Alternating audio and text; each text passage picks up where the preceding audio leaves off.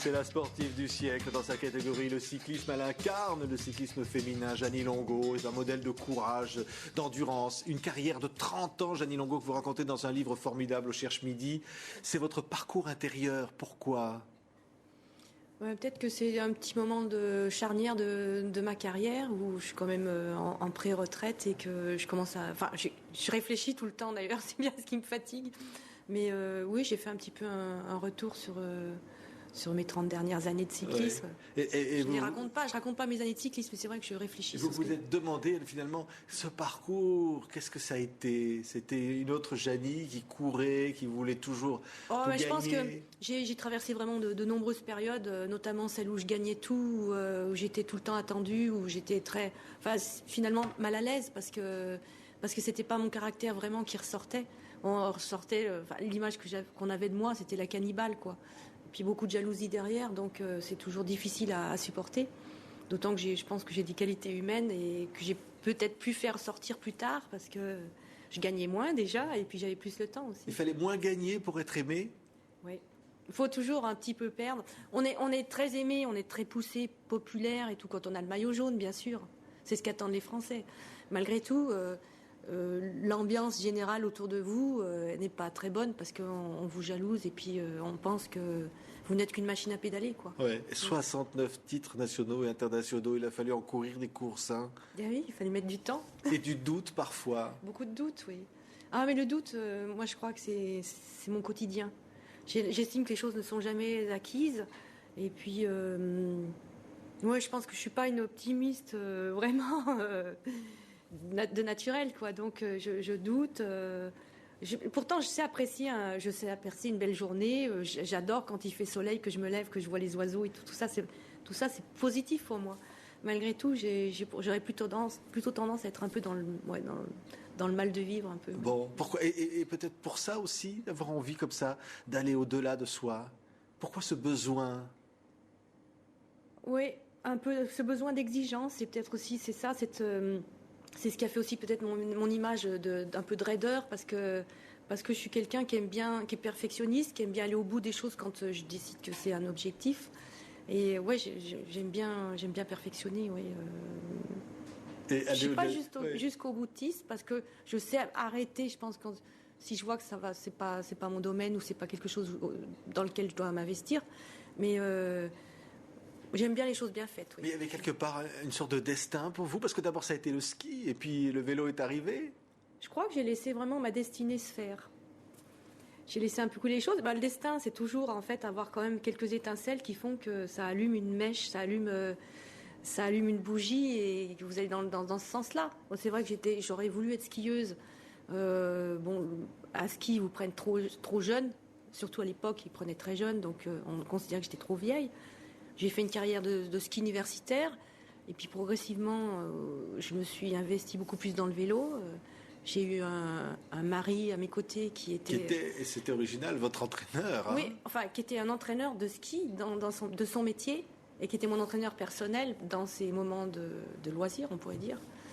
Et qui, lui, connaissait très très bien le milieu du vélo. Ouais. Et alors, au-delà de tout ça, cette carrière, cette longévité, parce qu'en 2008, vous étiez encore dans la performance aux Jeux Olympiques. Oui. Ça, je vous dis, c'est tout à fait différent parce que c'est vrai qu'en 2008, j'ai eu 50 ans à la fin de l'année. J'étais encore pour les Jeux Olympiques de Pékin. J'ai raté la médaille de pas grand-chose, mais si vous voulez, maintenant, j'ai des objectifs. Je dois en avoir des gros objectifs. J'en ai 3 par an. Il y a une période dans la fin des années 80 où je courais. J'avais des objectifs toutes les semaines, quoi. Et puis j'avais pas le droit de perdre, alors que maintenant on m'excuse, on me pardonne, on dit bon allez, c'est quand même encore formidable ce qu'elle fait. On dit pas c'est l'excuse de l'âge, mais quand même. Si un peu, et puis on m'a pris en affection, quoi. On n'attend plus de moi uniquement que je gagne. On attend que je sois là, que c'est différent. Mais parce que vous sentez quelque part que, à travers ce que vous faites, je dis c'est extraordinaire d'aller au bout du courage. Et puis c'est vrai aussi de continuer. Oui, j'ai quand même beaucoup de soutien d'une partie de la population justement qui a dépassé la quarantaine et 45, 50 et qui est quand même un peu mise à mal dans la société, dans notre société actuelle. Des personnes qui me témoignent tous les jours. Bon, elles sont un petit peu dans le dur, comme on dit, dans leur travail. et souvent un petit peu poussé. C'est bien hein, qu'on soit poussé par les jeunes, c'est normal. À la limite, Ouais. c'est un petit plus. Mais des fois de l'irrespect, et donc je suis un petit peu le symbole je les représente. Quoi. Ouais. Ouais. Et ça fait plaisir de battre des petites jeunettes comme ça qui arrivent. Écoutez, et tout, qui disent... je pense que ce qui fait justement ma force, enfin, ce qui fait que j'arrive encore à continuer, c'est que je me dis pas, j'essaye de pas me dire que je suis avec des plus jeunes. D'abord, je vais vous dire quelque chose. Dans une course, il y a toujours un prix pour la meilleure jeune. Il n'y a jamais de prix pour la meilleure vieille. On va créer le prix Jeannie Longo. Alors, Si aux un États-Unis, plus. il y a une seule course, il y avait le prix pour la meilleure, la plus âgée. Mais donc, en fait, il ne faut pas vous dire que vous courez avec des jeunes de 20 ans. Vous avez décidé de courir avec ce peloton-là, peu importe si elles ont 25 ou 30 ans. Vous êtes là, et puis c'est tout, il faut être à leur niveau. Voilà, donc c'est ça le défi de l'existence. Ouais. Dans ce livre, c'est, je le disais, hein, un parcours très personnel. C'est une façon aussi de dire voilà qui je suis, avec mes doutes, avec ma pudeur. Oui, c'est ça. C'est ce que je dis. Je pense, quand je relis un peu ce que j'ai écrit, je me dis est-ce que j'ai été assez pudique? Parce que j'aurais peut-être pas dû dire ça, j'aurais peut-être pas dû l'exposer. Mais comme je vous disais aussi tout à l'heure, les gens m'ont pris en affection et ils aiment bien un petit peu me connaître un peu mieux. Et voilà. Ouais. Dans un monde assez macho quand même, hein, parce que le vélo, comme d'autres sports, c'est plutôt les mecs, non? Oui, le vélo se conjugue au masculin depuis des décennies, voire.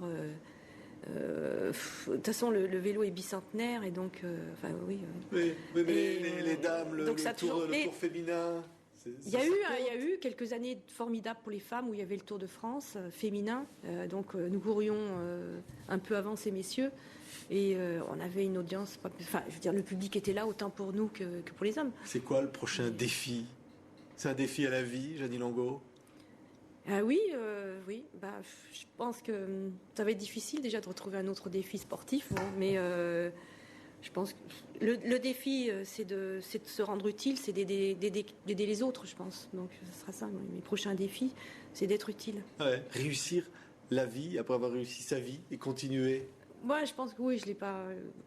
Je continue. Je vous dis, je me laisse quand même un peu porter par la vague, mais je pense que surtout, il faut que je me rende utile. Et quand on monte sur un vélo, comme au premier jour, ça continue ce plaisir, cette sensation quand même. Quand il fait beau, quand il y a de bonnes sensations, quand il y a des bonnes odeurs, des beaux paysages, oui, j'ai plaisir. Mais j'imagine bien sur une route de campagne, et puis il y aura bien quelqu'un au bord qui vous dira... Je prends toujours des routes de campagne. Ouais, et qui vous dira, vas-y Jeannie. Vas-y mémé. Merci Jeannie Longo, qui se raconte dans un livre très touchant publié au Cherche Midi, avant le Tour de France. Merci Jeannie Longo d'avoir été notre invitée. Avec plaisir, merci.